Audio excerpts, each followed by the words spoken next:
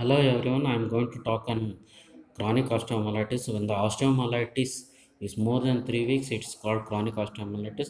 Causes trauma causing open fracture, postoperative causes, and osteomyelitis secondary to tuberculosis, body sepsis, and fungal osteomyelitis. Chronic osteomyelitis is difficult to eradicate completely. Systemic symptoms may subside, but one or more foci in the bone may remain, containing a granulation tissue or sequestrum with a purulent material. Pathologically, whenever there is a organism is locked, there will be a necrosis leading to a stage of new bone formation and involucrum with the sequestrum inside with a persistent discharging sinus. Pus from bone escapes through multiple hole in the involucrum that is called cloaca. The hallmark of chronic osteomyelitis is infected dead bone within a compromised soft tissue envelope. The infected foci with bone are surrounded by sclerotic, relatively avascular bone covered by thickened periosteum and scarred muscle and subcutaneous tissue. This avascular envelope of scar tissue leaves systemic antibiotic essentially ineffective. Chronic osteomyelitis secondary infections are common and sinus tract cultures usually do not correlate with cultures obtained at biopsy. Multiple organisms may grow from cultures taken from sinus tracts from open biopsy specimens of surrounding soft tissue and bone.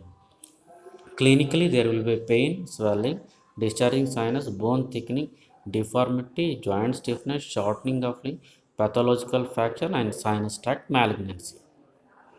Shirney and Madder staged the osteomyelitis anatomically into medullary type 1 medullary endosteal, second is superficial cortical surface, third is localized, fourth is a diffuse as shown in the picture. Differential diagnosis for a chronic osteomyelitis like tuberculous osteomyelitis where watery discharge will be there. There will be a previous history of tuberculosis, sinus with undermined margin with blue color, Ewing sarcoma, a primary malignant tumor of bone, usually arising as a central tumor in long bones, soft tissue chronic infections. Diagnosis clinical and laboratory and imaging studies. The gold standard is to obtain biopsy specimen for histological and microbiological evolution of infected bone. Diagnosis clinical examination, integrity of the skin, soft tissue, areas of tendon, assess bone stability and neurovascular status of the limb. Laboratory investigation, if come across blood counts, the W will increase, usually lymphocytes will be increased, and ESR will be raised, and CRP may not be much informative.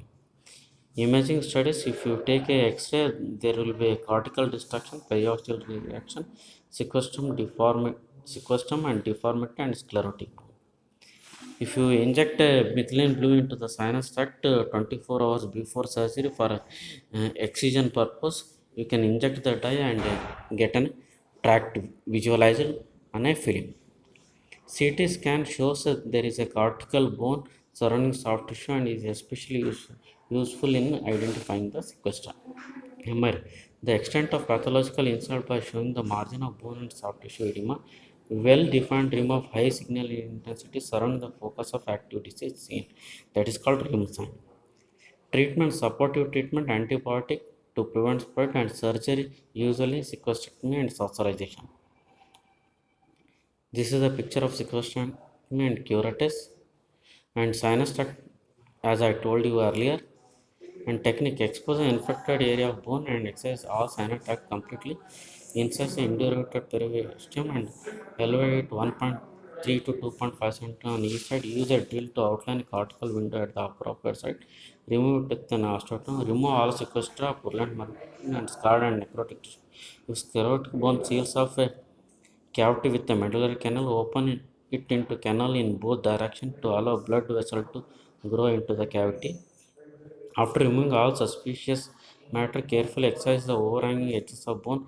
Avoid leaving a cavity or dead space. If a cavity cannot be filled by surrounding tissue, a local muscle fiber free tissue transfer can be used to obliterate the depth. If there is a non-union present with any bony instrument, the bone must be stabilized before it can eligible type to external. If possible, close the skin loosely over a drain and ensure that no excessive skin tension is present. If closure is impossible, pack the wound open loosely and apply an antibiotic bead pouch and plan for a delayed closure and skin grafting at a later date. Appropriate antibiotics should be used before, during, and after the operation. Usually 6 weeks of intravenous antibiotic is given and limb is splintered after the procedure to prevent pathological fracture as there is a weakness in the bone. Methods described to eliminate dead space, bone graft with primary and second closure, and antibiotic cement beads as a filler for the dead space, local muscle fracture and skin grafting with without bone grafting, microvascular transfer of muscle, myocutaneous, osseous, osteocutaneous plus, and use of bone transfer like a glycerol.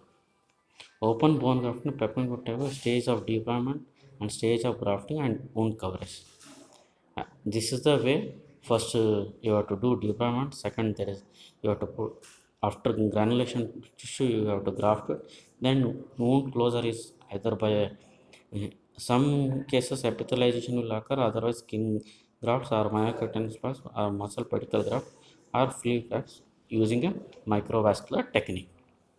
Complications of chronic osteomyelitis are joint stiffness, shortening, muscle contracture, pathological fracture, sinus tract malignancy, and amyloidosis. Thank you.